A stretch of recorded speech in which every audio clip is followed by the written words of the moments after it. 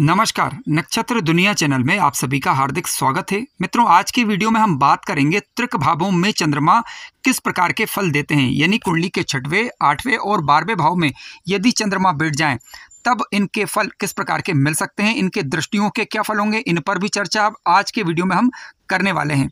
इसके अलावा त्रिक भावों में चंद्रमा किस प्रकार से विशेष सफलता प्रदायक ग्रह भी बन जाते हैं और किन परिस्थितियों में बन जाते हैं, उन पर भी चर्चा आज की वीडियो में हम करेंगे।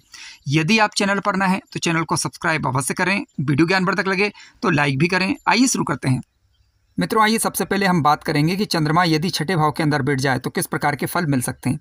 देखिए, छठे भाव में यदि चंद्रमा बैठे हुए हैं तो सबसे पहले आपको राशि देखनी होगी कि ये किस राशि में बैठे हुए हैं। यदि चंद्रमा छठे भाव में स्वराशि के होकर बैठते हैं, यानी कर्क राशि के होकर बैठते हैं, तो इनके रिजल्ट सामान्यतः अच्छे देखे जा सकते हैं।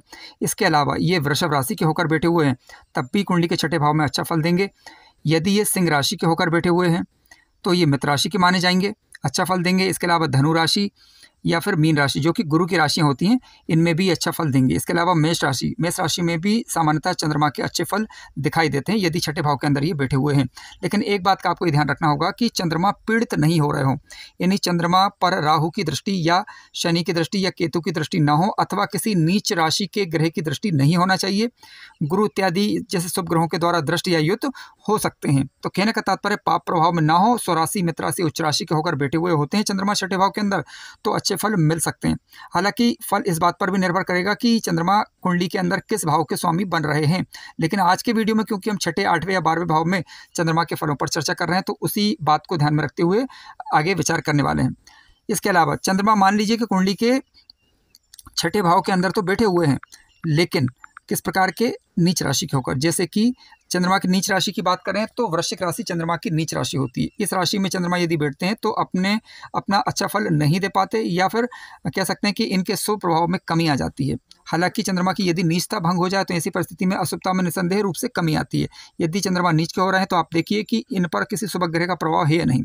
यदि नीच के हो रहे हैं, किसी भी रूप में पीड़ित हो रहे हैं, तो ऐसी परिस्थिति में दशा अंतर्दशा के दौरान चंद्रमा की दशा या अंतर्दशा कष्टकारी रह सकती है। फल किस प्रकार के होंगे, आइए विचार करते हैं। देखिए, चंद्रमा यदि छठे भाव के अंदर शुभ होकर बैठे हुए हैं, ठीक है, यानी पीड़ित ना हो, स्वराशि, मित्र राशि, उच्च राशि होकर बैठे हुए हैं, तो ऐसी परिस्थिति में जातक ट्रेवल एजेंसी के माध्यम से जीवन काल में जीवन यापन कर पाता है, यानी टूर एंड ट्रेवल एजेंसी का काम अच्छे से कर पाता है। उसमें चंद्रमा सहयोगी बनते हैं यदि अन्य शुभ ग्रहों का सहयोग या दशमेश का सहयोग या शुक्र का सहयोग, ठीक है, या कुंडली के जो कारक ग्रह हैं उनका सहयोग प्राप्त हो जाए, तब की हम बात कर रहे हैं। इसके अलावा चंद्रमा छठे भाव में बैठते हैं तो जातक यात्राएं खूब करता है, देश विदेश की यात्राएं कर पाता है। यात्राएं जीवन काल के दौरान बनी रहती हैं। चंद्रमा शुभ होंगे तो यात्राएं लाभकारी होंगी, और चंद्रमा यदि अशुभ होकर बैठ गए, यानी पीड़ित वगैरह हो गए, तो ऐसी परिस्थिति में निरर्थक यात्राएं, निरर्थक अपना समय बर्बाद करने वाला भी जातक हो सकता है। चंद्रमा शुभ होकर यदि बैठते हैं तो जातक बेहद सोच समझकर कार्य करने वाला होता है। समाज सेवा में ऐसे जातक अग्रणी होते हैं। चंद्रमा छठे भाव के अंदर यदि अच्छे होकर बैठे हुए हैं तो नौकरी इत्यादि में भी जातक सफलता प्राप्त कर पाता है। हालांकि नौकरी बार बार बदल सकता है, इस बात की संभावना से इनका थोड़ा नहीं किया जा सकता। कंपटीशन इत्यादि को क्लियर करने में जातक को आसानी होती है यदि चंद्रमा पर शुभ ग्रहों का प्रभाव हो।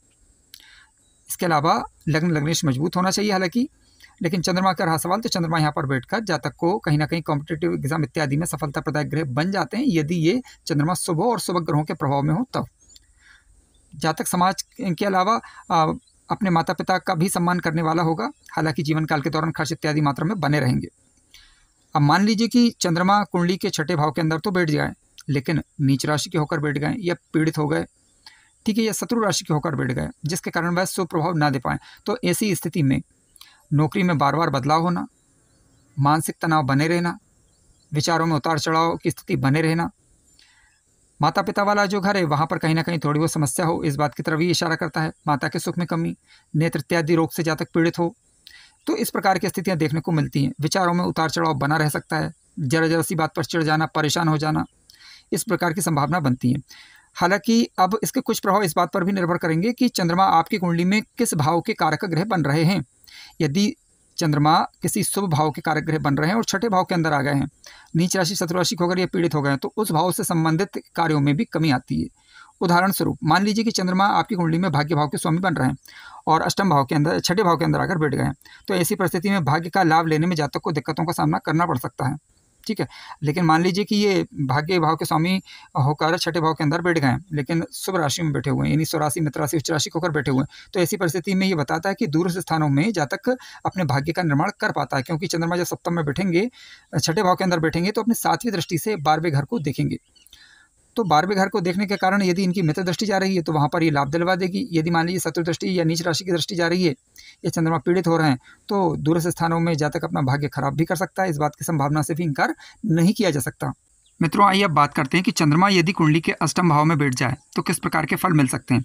देखिए, सामान्य दृष्टि से चंद्रमा का अष्टम में जाना ठीक वैसे नहीं माना जाता, लेकिन मान लीजिए चंद्रमा स्वराशि, मित्र राशि या उच्च राशि के होकर यदि बैठते हैं और सब ग्रहों के प्रभाव में होते हैं, तो जातक को ये आध्यात्मिक चीज़ों के जानकार बनाते हैं, क्योंकि कुंडली का अष्टम भाव रहस्यात्मक चीज़ों का भाव है।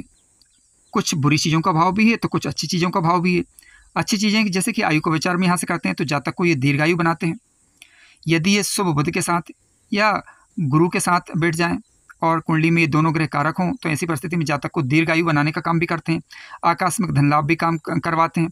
इसके अलावा जातक की वाणी मधुर हो सकती है, अपनी वाणी के माध्यम से लोगों को आकर्षित करने वाला ऐसा जातक कहा जाता है, क्योंकि चंद्रमा 7वीं दृष्टि से धन भाव को देखेंगे, जहाँ से हम वाणी का विचार भी करते हैं।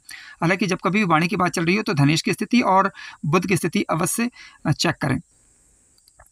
यदि चंद्रमा कुंडली के अष्टम भाव के अंदर बैठे हैं तो ऐसी परिस्थिति में जातक अपने शत्रुओं को अनायास यानी अचानक पहचान लेता है और उनसे बच निकलने में भी सक्षम होता है। वेदों शास्त्रों में जातक की रुचि हो सकती है या कोई भी ऐसी चीज़ जो कि दूसरे लोगों को आसानी से समझ में ना आए।